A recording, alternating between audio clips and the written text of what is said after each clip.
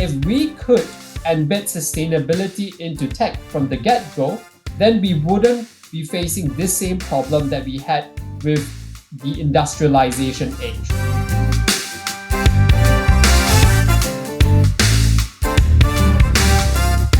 Hello everyone, welcome to Greenie, the podcast for doers making our digital world greener, one bite at a time. I'm your host, Gaël Duez, and I invite you to meet a wide range of guests working in the tech industry to help you better understand and make sense of its sustainability issues and find inspiration to positively impact the digital world. If you like the podcast, please rate it on Apple, Spotify, or your favorite platform to spread the word to more responsible technologists like you. And now, enjoy the show. In this episode, we go to Singapore to meet Thibaut and Ian. Both will facilitate the first sustainability track at the API Days conference this week. So this interview is very keen to my heart because I had the pleasure to meet John, the founder of API Days Singapore, in the Paris session last year.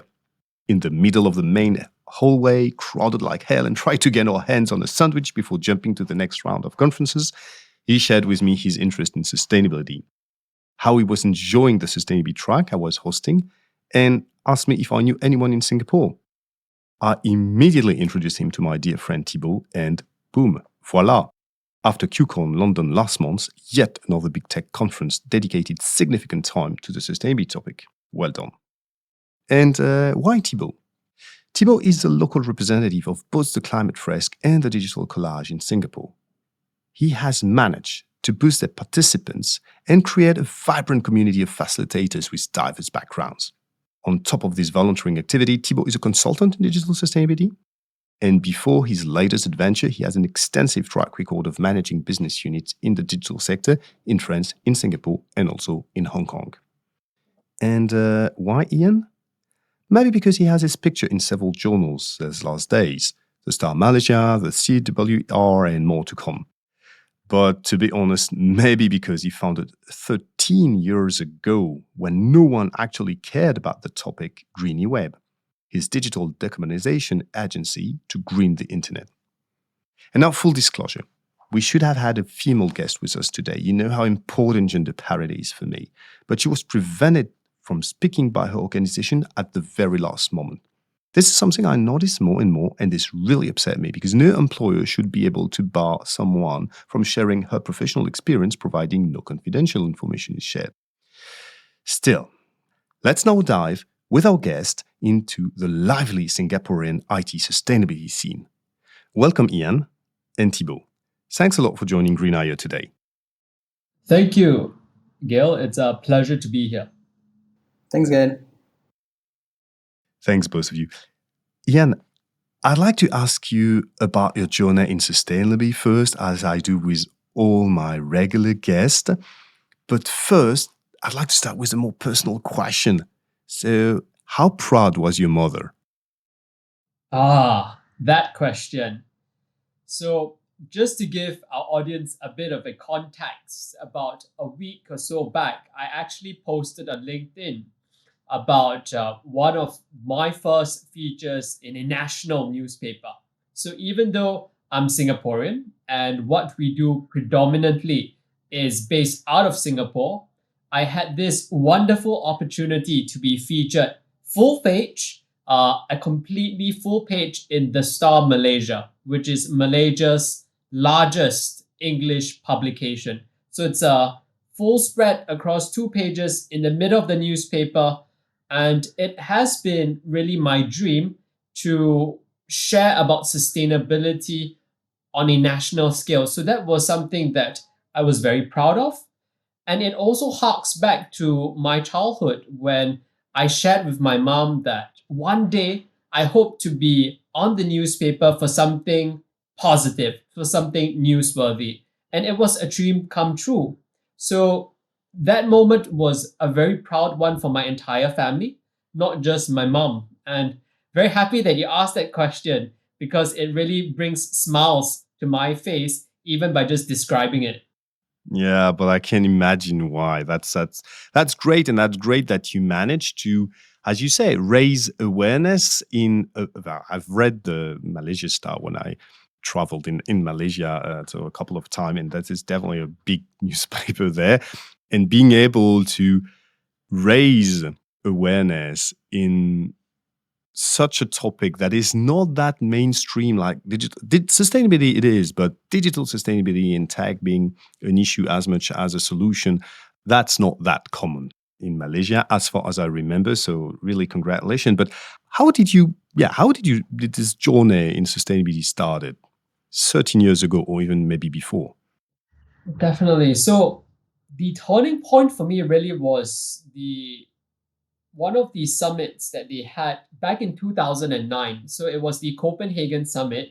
And I still recall reading that it was called the Copenhagen Summit. So instead of C, they replaced it with a H. Because in 2009, that was supposedly back then one of the major turning points, right?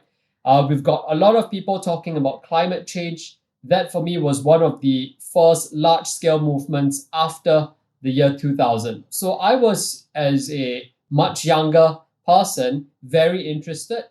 And one of the things that happened in that same year was that I first picked up coding, right? So people were talking a lot about biodiversity. There was a lot of talk about deforestation and how to combat that, right? Combat wild forest fires. But in my mind, back then, when I first started coding, I was thinking to myself, what can be done for technology? What can be done to ensure that technology does not go down the path of the other mainstream, I would say, assets or mainstream activities that we do? Because when we had the industrial age, we had all of these factories, and no one thought about sustainability from the get-go, right? So now or rather back then, they were then thinking of how to make, say, manufacturing greener, how to make the physical supply chains greener, right? And I was thinking, if they had done that right at the very beginning when they were first building factories about 100 years ago, then we wouldn't have had that problem. So back in 2009, when I first started picking up coding, tech was still much newer as compared to today, right? A good number of people still didn't own personal computers. They didn't have personal laptops. Lots of people I knew actually went to internet cafes when they wanted to, say, surf or to play certain video games, right? Certain computer games. So back then, tech was still very nascent. And I was thinking, if we could embed sustainability into tech from the get-go, then we wouldn't be facing this same problem that we had with the industrialization age, right? Because in the tech age, if we talk about sustainability in tech from the beginning, then we would have a very sustainable journey, one in which our future generations would not have any trouble taking over, and one in which we would have no regret creating. So that's a bit of the genesis story with regards to my, journey in tech and sustainability 13 years back. And Thibaut, what about you? Did you ask the right question from the start? Or is it a bit more like me, who realized after almost a decade, more than a decade in IT, that, oops, actually, we should pay attention to sustainability at some point? Yeah, so I come from the other side, actually, because I crafted my career in IT consulting. I was local partner for IT projects, like, HR apps for banks, this kind of stuff. I also worked in machine learning and AI, but this topic really came to my mind during COVID, where I actually decided to shift. I was in the midst of, I was realizing something was off, precisely because I didn't ask myself the right questions, and more importantly, I think I didn't ask my customers the right questions, because I was really I've always had customer-facing roles, and my role was to advise and to help them build meaningful web apps, this kind of IT digital structures. And now that when I look back, I realized I really didn't ask the right questions, and I contributed to projects that were beyond, not stupidity, it's a bit harsh to say that, but I realized I was working on apps I perfectly knew another team in the company had it, but business is business, and I had to deliver because that was my pay grade at the end, right? And my approach of tech and sustainability together comes from a more, I would say, French pessimistic approach and more like a pragmatic approach, saying, okay, you know tech, you've been working in this, and I realized I wanted to make a difference. I wanted to make an impact. Like it's not as exotic as Ian. It's more like, okay, you know how to do this, but you want to do that. So how can you make something out of these two and see how it goes? So this is pretty much my story. And once again, COVID has brought a lot of bad things in the world, but I cannot count the number of people it has actually helped to pause a little and think about their job and shift or adjust things in their professional and personal life. That's very weird and amazing at the same time. That being said, regarding Singapore now, because that's actually the main hero, the main character of our story today is this beautiful city island.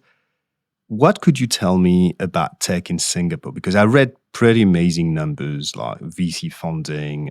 You've got, I think, 90 of the 10 biggest tech companies in the world do have some presence or even headquarters in Singapore. It seems to be very vibrant as well when it comes to funding, a lot of startups, etc. So is it just a hype or is it something more grounded in the Singaporean culture? I will actually. So my wife is Singaporean. So when I say we and when I say Singapore, I'm including myself not as a citizen of Singapore, but as somebody who's here to stay, which is something is important to resituate because sometimes people are just here for a few years, and So I won't speak on behalf of Singaporeans, but at least I feel part of their wonderful country.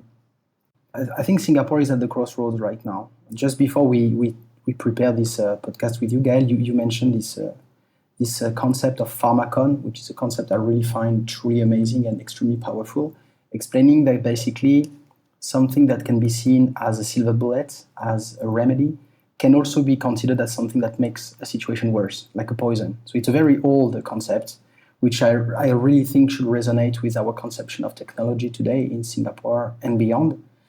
But going back to Singapore, they are attracting a lot of talent, a lot of funding, a lot of actually interest from the world, from Asia, but also from Southeast Asia.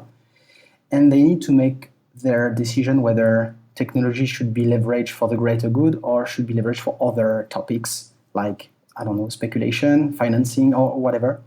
And when you have a look at what companies are saying or what agencies are saying, you actually see the beginning of something rising here, where I would say that to the highest level of national government agencies, they know that there is something to tap into, and companies feel it too. They feel something, but they have a hunch, right?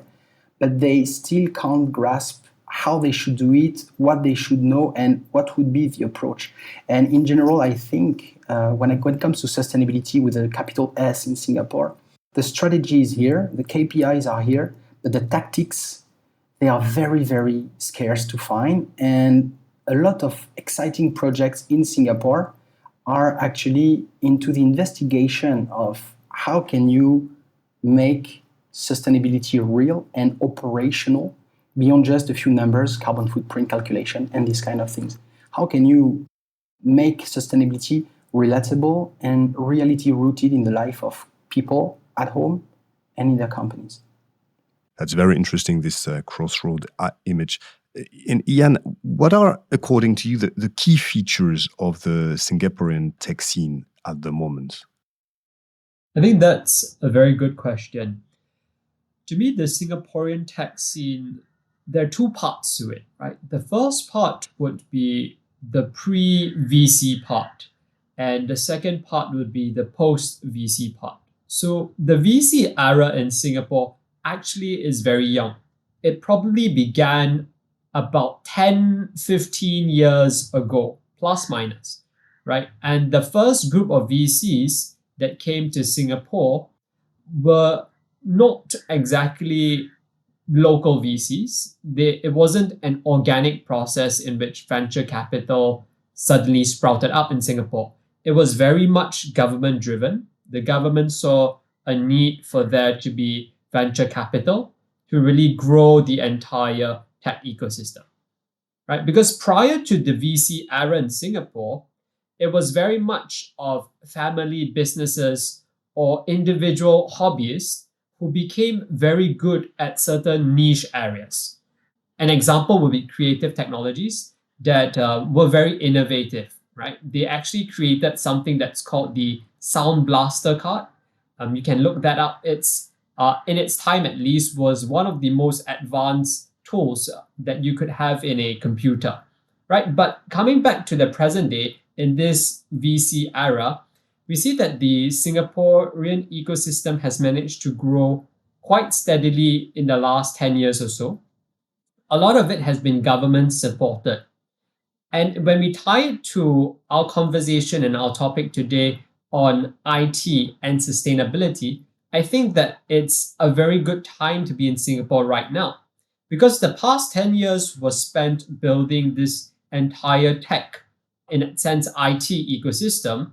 And now there is this very large push, both by industry and by the government, to ensure that sustainability and climate change is at the forefront of matters. And it's really for two very big reasons. The first one is because the country, our country, Singapore, is an island nation, right? So it's a very existential issue in which if we don't play our part for climate change and the sea level rises in the way it has been rising, or the rate of rise increases even more, the country may cease to exist in 100, 200 years' time, right? So that's one. And the second thing is to do with the competitive nature of the global economy, because climate technology and sustainability in general would be one of the largest drivers of growth in the 21st century. So whoever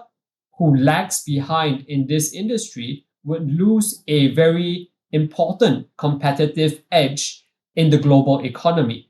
And as a country with little to no natural resource, being able to harness climate technology at its best is something that relates to the survival of the nation's economy. And so is also an existential issue from an economic sense.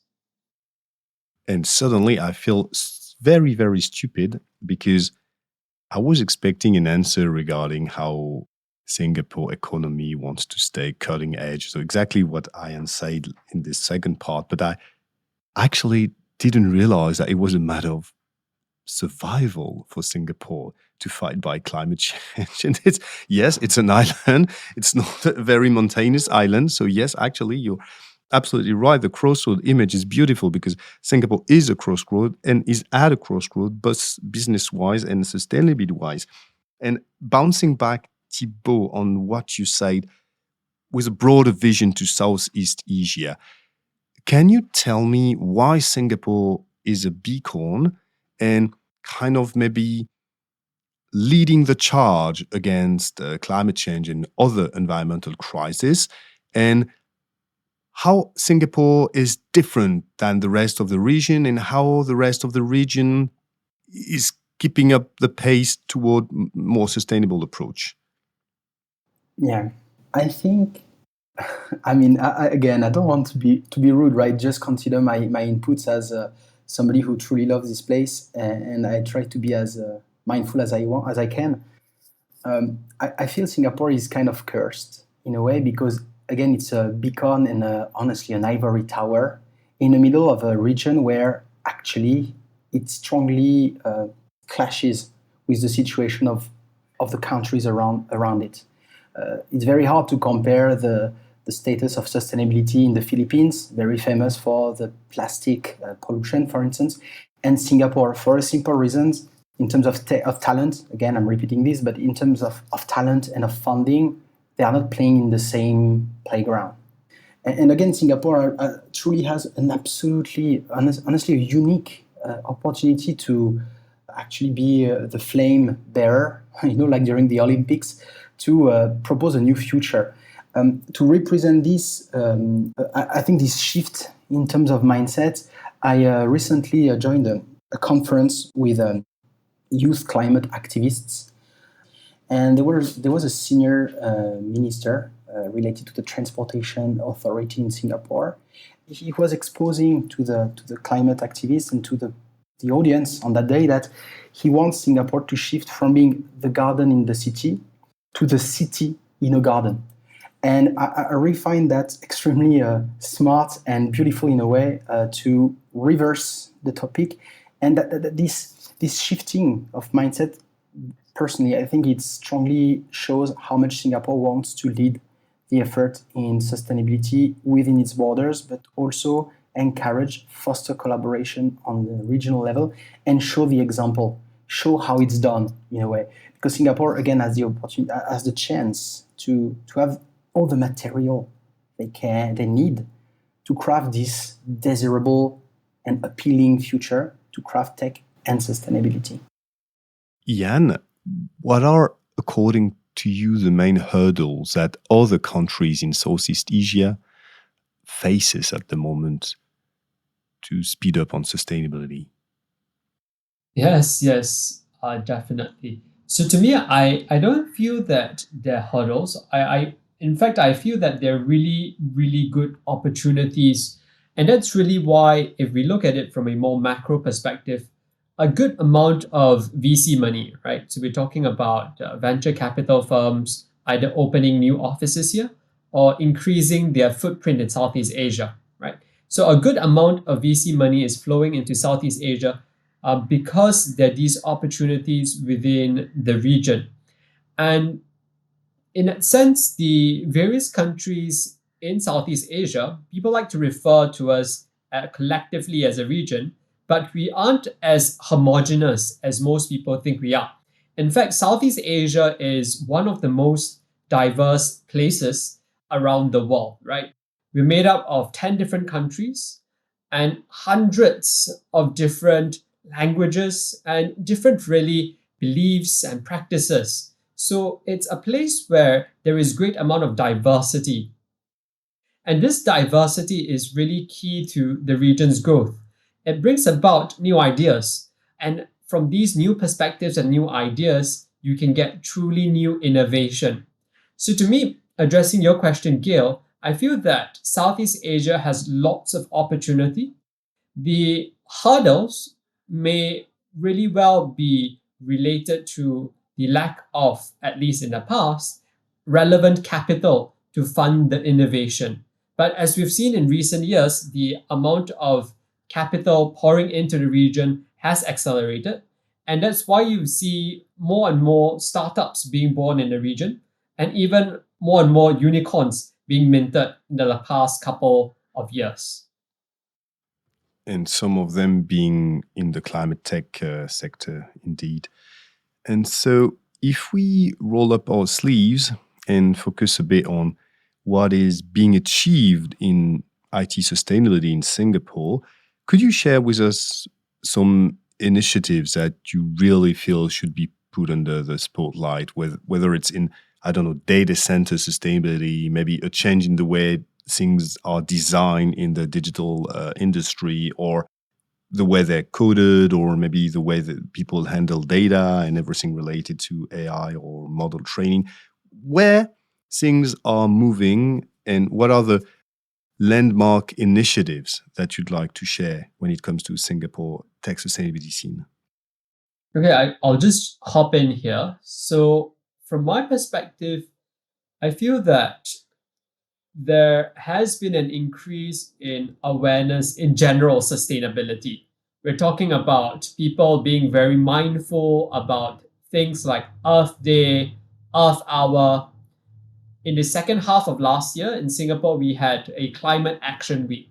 So in terms of sustainability as a whole, right, we're talking about awareness regarding plastic waste, regarding general GHG, which stands for greenhouse gas emissions, right?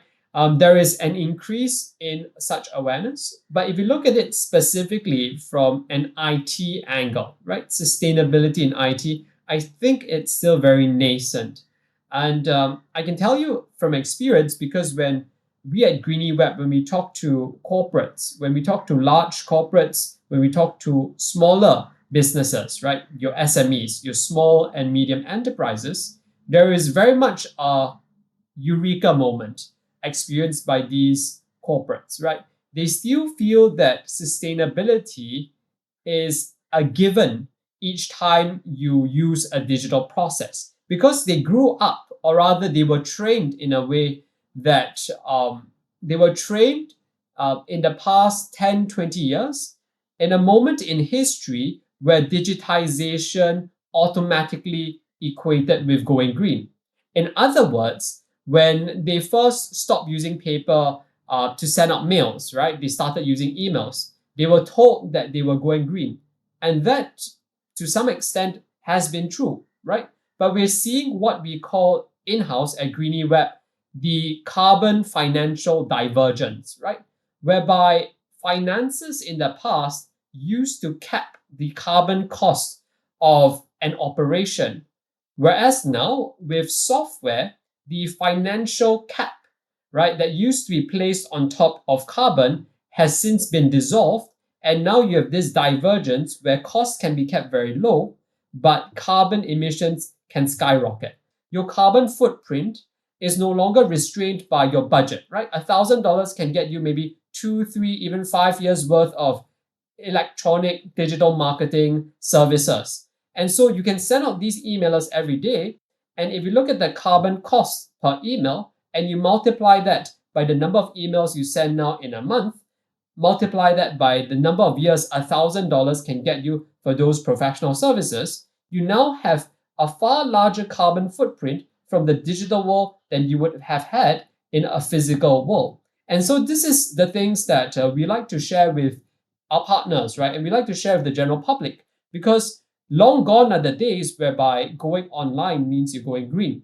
In fact, in the present day, by going online, you could actually be, well, tricking yourself into thinking you're going green, but actually be doing the exact opposite. So that's a very long answer, but I hope it gives you a bit of a picture, flavor of digital sustainability here.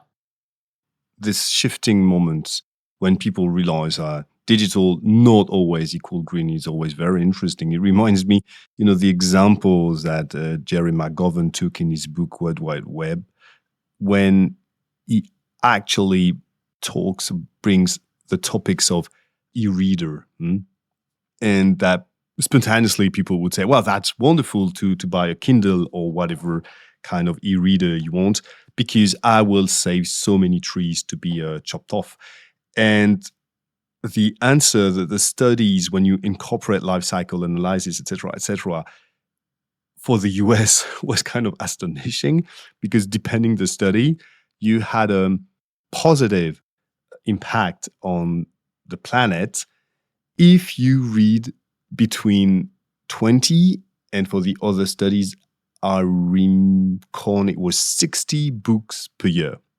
Otherwise, the carbon footprint is negative. It's better to buy physical books than an e-reader. And on average in the US, an adult citizen will read 2 books per year on average, of course. Huge discrepancy here.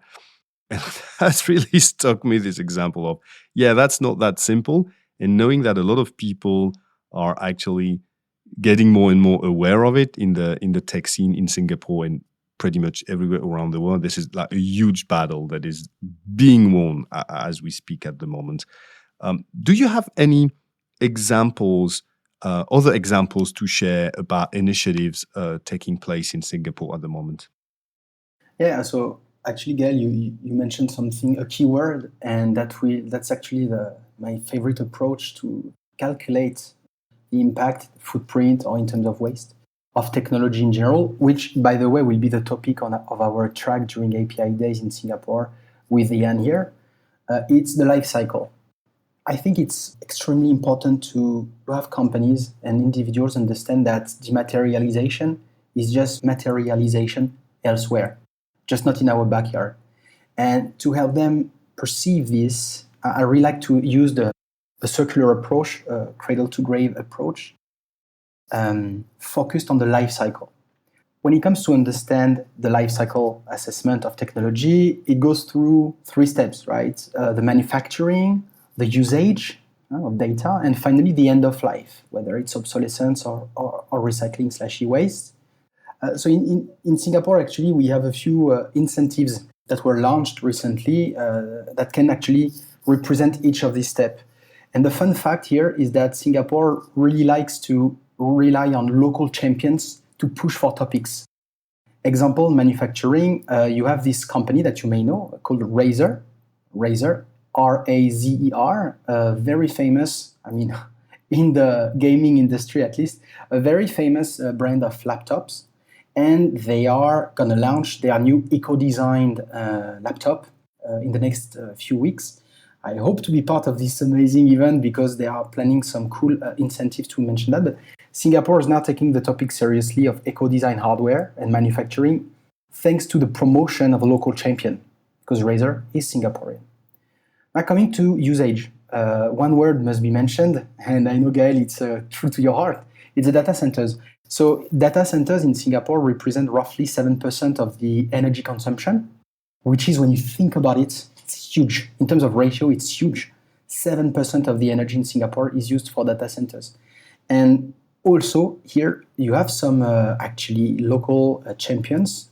So for instance, our friends from Coolest DC and PS that may be listening to this podcast in the future, who's actually working on innovative ways to develop data centers through smart cooling systems and a better layout of racks, etc. And it's actually super important for Singapore to find their space in this industry for a simple reason.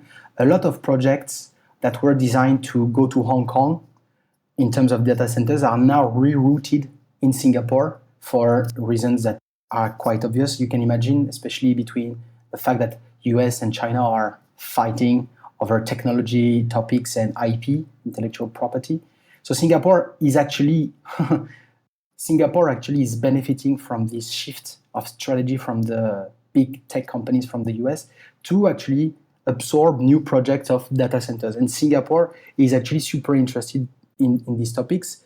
The change of approach in the Singapore government on data centers projects that were a few years ago rejected for sustainability reasons, and now they are reaccepted for the reasons I just mentioned, is actually very pragmatic but very representative of the strategy on tech of Singapore. Finally, on the e-waste part, the end of life, Singapore launched on the 1st of July 2021, so not so long ago, almost 2 years ago, a very exciting project of electronic waste collection bins that was decided by the National Environment Agency, that now is collecting a lot of waste, because in terms of number, for instance, in terms of electronic waste, back in 2020, you had roughly 20 kilograms of electronic waste per pax per year in Singapore, which is huge compared to the other countries in Southeast Asia. So to summarize this, you can see that Singapore understood quite extensively the necessity of addressing the life cycle assessment and started incentives, either private through companies or on regulation level for e-waste, for instance, to take this topic very, very, very seriously. And it starts with awareness, which is actually a topic that we can delve into later if you want, Gaël and Jan. Very interesting, the approach. Like, we need local champions, like having a change, a move toward digital system be rooted with local participants, local champions, and how the Singaporean government and other actors, they promote local champions. Very interesting approach indeed. Not necessarily the one always followed in Europe. But already 7% of the energy being consumed by data centers. And because of geopolitical tension, this number might rise, both in absolute and relative terms. Should it be a concern? How sustainable is it for the industry? Ian, do you have ideas on it? I think that most people in the data center industry are also cracking their heads with regards to the reduction of energy consumption and green data centers in general. And that's really rooted in government policy as well, because about 3 years back, the Singaporean government actually launched a moratorium on the building of new data centers. So that was something that Thibaut alluded to just now, whereby from somewhere around 2019, 2020, all the way till the end of last year, right, about the second half of last year, You couldn't build a new data center in Singapore. There were many reasons for it, but excessive data consumption and of course land space were key considerations when talking about data centers. So the idea of being able to squeeze more into existing data centers or to ensure that new data centers were built in a way that consumed much less has always been top of mind in the data center industry in Singapore. And I think that as we shift into a world that is, I would say, hyper digitized, with so many more people coming online in the Southeast Asian region for the first time this year in 2023 and for the years to come, the need for data centers will only increase in this region. And that's also extra impetus for people creating data centers to really think of how they can do so sustainably. Because data centers are not short-term digital infrastructure, right? They are digital infrastructure meant to last for decades, if not longer. And sustainable planning, in addition to the sustainability on the hardware devices, will be paramount in ensuring this transition. For us, at least for myself, because we look at the more software side of things, we're also exploring ways with several of these partners in industry to see how software sustainability can increase the durability of hardware in data centers, allowing for extended life cycles. So we don't have these use and throw away or use and then recycle kind of situations that have been very rampant and that really add up to the e-waste situation experiencing by data centers in many other parts of the world. And most of your clients are receptive. Do they manage to find a way to switch the way they code, the way they design software, and still answering the needs of their final customers? I think we're still at a very early stage right now. With most of these partners that we're talking to, they're still in the stage whereby they're trying to understand more, understand how a change in code, a change in software, or the refactoring of things within the digital world can affect downstream processes and workflows. It's not as developed as we would like it to be, but I think that the necessity of the situation has brought them to the table in ways that we would not have imagined many years ago. So still in awareness phase, but not that early anymore. Thibaut, awareness is something that, that's your daily bread and butter almost now. So maybe could you confirm or comment on what I've just said, that general level of awareness among technologists, I would say, in Singapore is raising fast? Is it something that you've noticed? I'm going to tell you, I have many examples. I'm going to quote one that I like to mention. When I arrived in Singapore 2.5 years ago, I remember that I wanted to do this. I wanted to work on the social environmental impact of tech and helping companies design their leaner infrastructures in a way. And some, not all of them, but a fair portion of sustainability practitioners that time in Singapore didn't mock me, all right? But they were like, really, you really think it's going to be something to take care of? Don't you think we have more pressing matters like energy shift? Now, I'm not saying that companies are eagerly looking at this topic, but at least nobody's mocking me anymore because they realized something was off and something that could be used in this area. Okay, technology and sustainability. It's not as obvious or as completely, it's not black or white, right? So that actually, in terms of awareness, I would say that we are still in going from 0 to 1 in Singapore. We are still in the very early stage of this. Now, when it comes to companies, and I think that's what Ian is implying when he's working with partners. When you go to companies, you have to speak their language. right? And the language of companies when it comes to sustainability in general, and especially in Singapore, is CO2, is carbon footprint. If you don't take this approach of carbon footprint to companies, they will not listen to you actually, because they will not find a value in what you deliver. I have a lot of examples on that as well. When I talk to companies saying you should do something about your carbon footprint or about your IT sustainability roadmap, always comes the question of what is there for me? And what they imply here is either how much money are you going to make me make, or are you going to make me cut, or how much CO2 am I going to save? It may be very complex, actually, to address this topic in companies for a lot of reasons. First, actually, Jan can definitely vouch for that, I guess, but it's very hard to explain how much CO2 is generated from your technical infrastructures, if you want to be very accurate.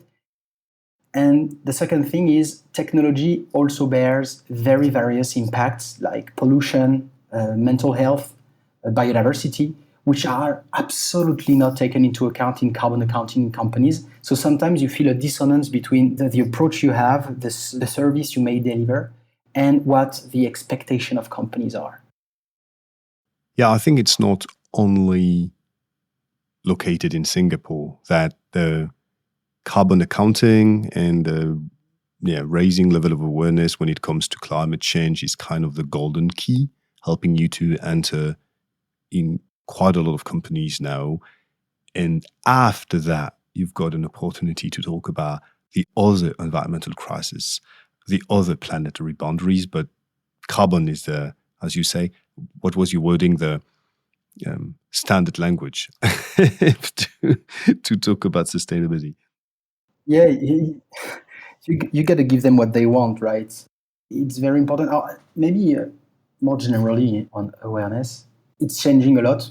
We can't compare the maturity, even though the level of the lifestyle in Singapore is very high. You can't compare the level of maturity in Singapore and, I don't know, North America or Europe, for instance. However, I believe, that's what I'm doing, as you said, as my bread and butter. But I really believe in the power.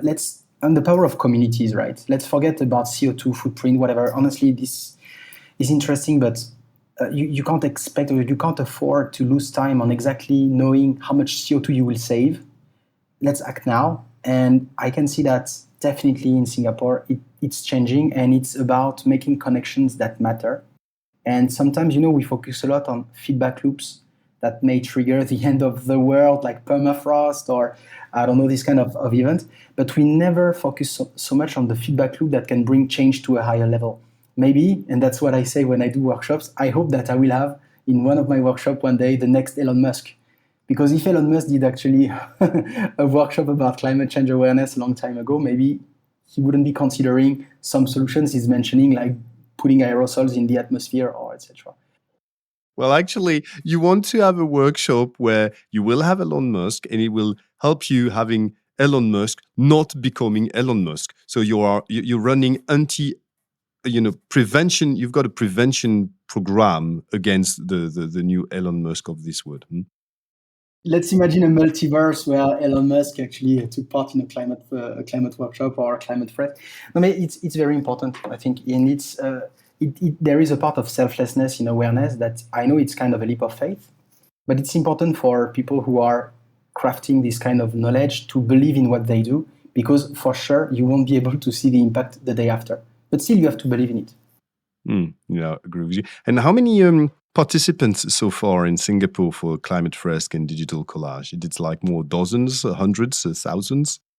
I would say both combined, we reached 4,000. I would say. Oh my goodness! Yeah, it's actually growing a lot of momentum, and we realize that working with people unlock unlimited potentials. And now I can't say it I won't name anybody, but we are going to work with national government agencies to help them also embark on this wonderful journey, to identify and to show that sustainability does not have necessarily to be about regulations or bad news. It can also be exciting and appealing futures.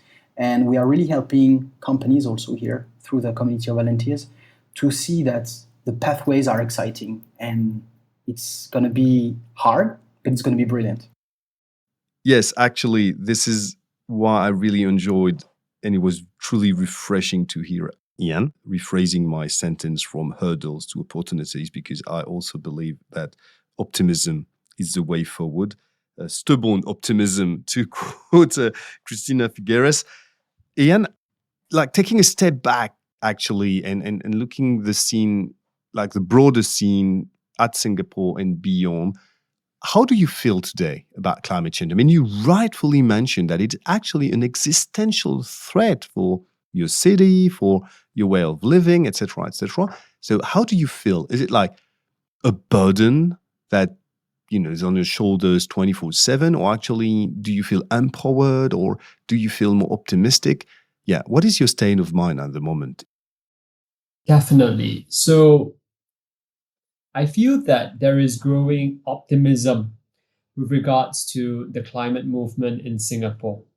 Back when I first thought of Greenie Web about 13 years, actually it's 14 years back in 2009, the level of awareness has certainly shifted. Back then, people were just talking more about carbon emissions, yes, and a lot more about looking at the climate crisis from a localized perspective, right? So, how would it impact Singapore? How would it impact our coastal shorelines? How would it impact our economy?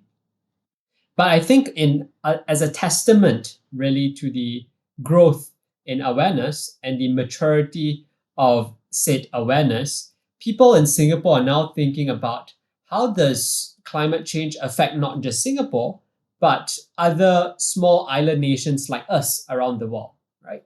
How does climate change impact animals in oceans far away that we may never see? How does climate change impact potential diseases, right? We're talking just now about the melting of the permafrost, right? And how a lot of ancient zoonotic diseases can be released in the process, right? So to me, I feel that there is lots of room for growth still, but we've come a long way since I first started about 14 years back. And that's a good reason for optimism because change doesn't happen overnight. And I feel that if we continue in the trajectory that we're headed to, there is every reason to believe that new innovations will come to be.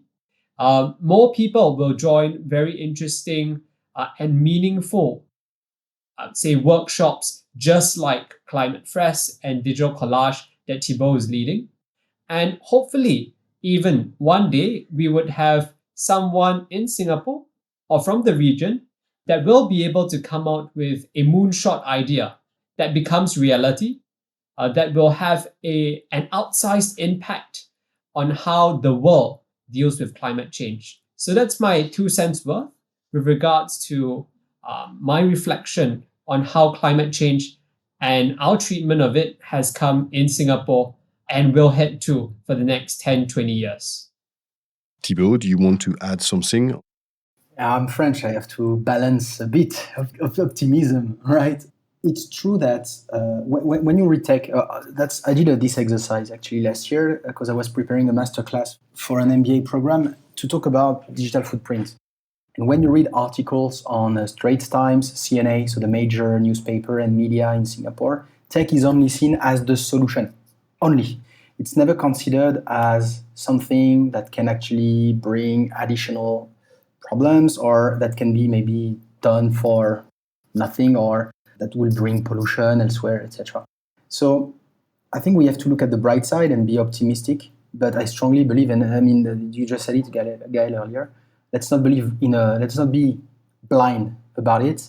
Let's use our brain, our common sense, because it's not so hard to deploy technology for the greater good. And maybe, I mean, from what I see in companies, the major challenge, or I would say the best practice I have, is to think of the user first. Jan has actually a lot of things to say on this. Maybe we'll talk about that during API days, but putting some user-centered approach, because there's no one-size-fits-all, of course, especially in climate change and sustainability, might be actually a good mindset, a good pattern to keep in mind to prevent technology to be leveraged for nothing or for something that is not going to be very useful. I mean, most of the time, and believe me, I worked in this industry, in this IT project, but 99% of the time, the project I was working on machine learning or AI, a good Excel document would have been way enough. And sometimes we just want to, for the sake of fanciness, we want to add extra layers of complexity, but let's streamline a bit. Let's take a step back. And to quote Nate Hagens, you have also some great simplification ahead, and it doesn't have to be necessarily sad or bad news. Oh my God, quoting Ned Hagens on my show. You made my day, Thibaut. And actually, you made also a wonderful transition. I'm such a big fan of his podcast. I hadn't that much the opportunity to share the wonderful job he's doing with it. But thanks a lot for bringing the topic on the table. And that's a great transition, because the last question I wanted to ask both of you was, would you recommend one or two thought leaders in Singapore or elsewhere, or one or two articles or book for people to grasp a bit more of what is at stake when it comes to digital sustainability? And of course, if it's a bit more focused on Singapore or the area, that will be awesome. But please feel free to share whatever you want. So on my side, I think that honestly, Gaël, I think you've struck gold with today's session, because Thibaut is really one of the people in the sustainability and tech arena that has played an outsized role in the development of our particular niche in today's context, right? To give you a bit more context, and our listeners as well, the sustainability and tech ecosystem in Singapore is still relatively small. So there aren't exactly that many players. In that regard, Thibaut and his work with Digital Collage would be one of the key resources for anyone who's in Singapore and listening to this podcast right now and wants to get your first toes, right, into the idea of digital sustainability. Digital Collage is a wonderful place to be. On my side, what we are doing at Greenie Web is we are also launching the 28 by 28 program. So don't worry, this is not a Forbes 30 under 30 kind of program. The 28 by 28 program that we're launching at Greenie Web is to celebrate 28 years worth of negotiations regarding the climate crisis. It's basically in celebration of COP28 this year.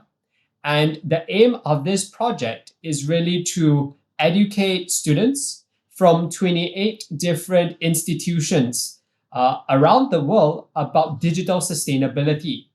Thus far, we've already had our very first session in February. We did a hybrid session with the University of Tampere in Finland. We had our second session about a week back with students from the Singapore Management University, SMU. And we're actually having a session this week with faculty members from the University of Cape Town in South Africa. So for this particular question, I'm afraid I don't have particular local resources of local thought leaders, but I think Thibaut and I are good starting points. And if anyone would like to join us, and this is a shout out to anyone listening to this podcast as well, feel free to join, because the Singapore ecosystem needs every hand we can get. Thank you. Jan, that's beautiful closing words, because a call to the arms. Join us for the digital sustainability battle. But thanks a lot, both of you, for joining. Actually, it was great to have this. I think it is the first time that we've got a Green IO episode focusing on a specific area. You know, most of the time I love to have cross-national guests so that there will be two perspectives. But I think this focus on Singapore was very, very interesting. It's interesting to see how much the governments, the states, plays a role here. So it's not only in France, as if we follow the usual caricature. But anyway, so thanks a lot. Thanks both of you. I hope that the API Day sustainability track will be an amazing success. At least they gathered very talented people. starting with both of you. So thanks a lot for joining. It was great to have you on the show, and I hope that this podcast episode will help you also to raise awareness even further of the usual people you've already reached. So thanks a lot again. Thanks, Gaël. Thanks a lot. It was an amazing opportunity, and speak soon. Thanks, Gaël. And that's it. Thank you for listening to Green.io. Make sure to subscribe to the mailing list to stay up to date on new episodes. If you enjoyed this one, feel free to share it on social media or with any friends or colleagues who could benefit from it. As a non-profit podcast, we rely on you to spread the word. Last but not the least, if you know someone who would make a great guest, please send them my way so that we can make our digital world greener one bite at a time.